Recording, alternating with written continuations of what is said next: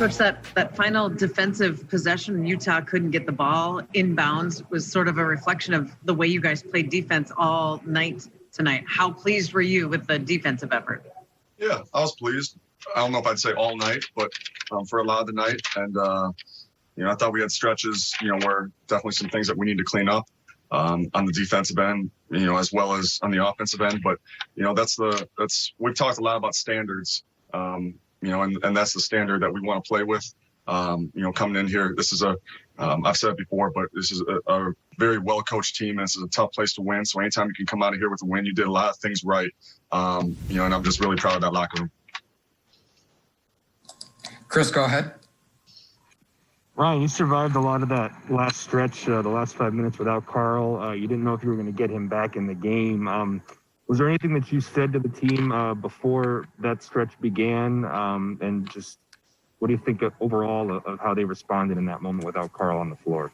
Yeah, no, they responded great. And it was pretty much just be solid. That was all we had to do, was be solid, lean on each other in those moments. And we have a connected locker room. And, for us only being together for a short period of time, I'm pleased with that. And that can usually help you through. I loved how our bench was into the game, the whole game. When referees have to tell you guys to sit down or get off the baseline, you tell them, but you also, in the back of your head as a coach, you feel good that your guys are all into it. So that's just a credit to those players in the locker room. With Carl, obviously we saw him come back in the game. Any concern that, that might flare up overnight or anything like that? We saw this happen last year with him where he fell hard on his wrist, came back in, and he was out. No, I don't have any information, and we'll just see what comes of it, over the next 12 hours. John Krasinski, go ahead.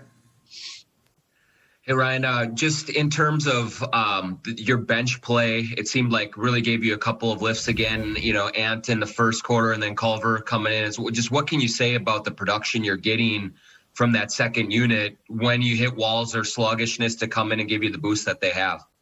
Yeah, I mean, I said in training camp that I want to have tough decisions to be made, and those guys are making it tough on me, which is a good thing because that means they're all doing a lot of positive things when they're out there in those minutes. So, it's going to be every night. We see how quick these games come, and this road trip it's the gauntlet. A tough Utah team. You got Lakers, you got Clippers. So we're gonna have to have all hands on deck. And where some guys maybe played limited minutes tonight, they might have to be more ready because some guys played heavier minutes tonight. But I like having those decisions to be made. That means guys are playing well. And then also Ryan, defensively, just especially with what Carl was giving you with the block shots and the deflections and things like that. Is he one of the tone setters there of that effort tonight? Yeah, I thought he did a really nice job with that. And I thought he played within himself. I thought that, a lot of things he did down the stretch, were things that we looked at, in our first game too, going through him, going through D'Lo, and, decision-making, it's getting better and better, from our group. Jace, go ahead. There are probably a couple plays you want to back in those last couple of minutes, but in general, what's the value when you're trying to close the game out late of having a shot maker like D'Angelo?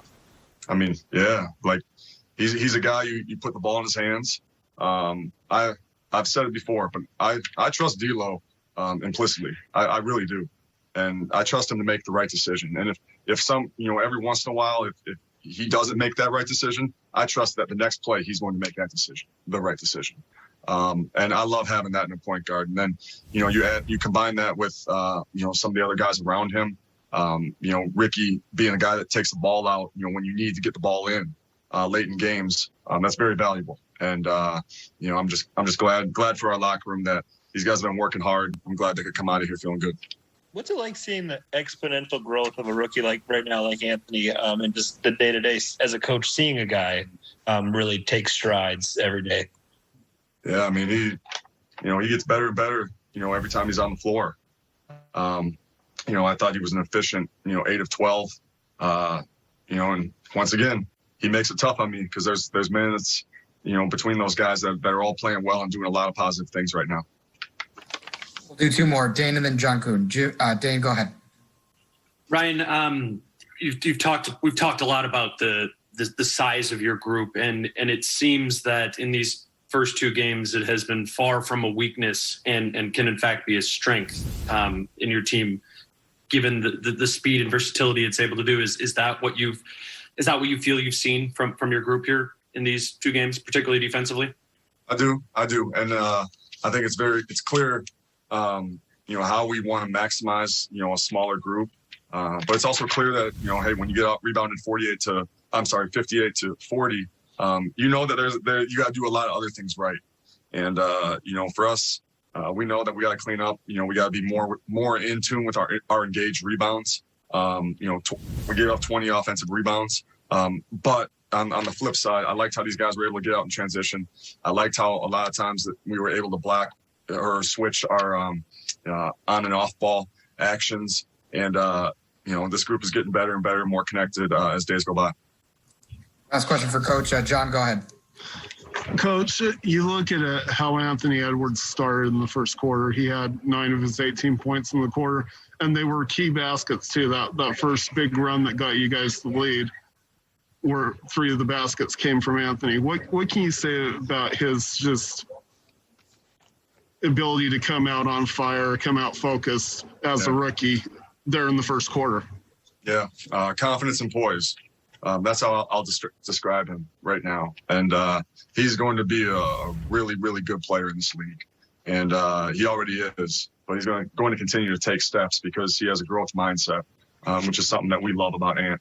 And, I thought that he made plays within the offense, too. And you don't see that a whole lot from a teenager. And, for him to be able to do that and then also be engaged defensively, too, it's a huge credit to him.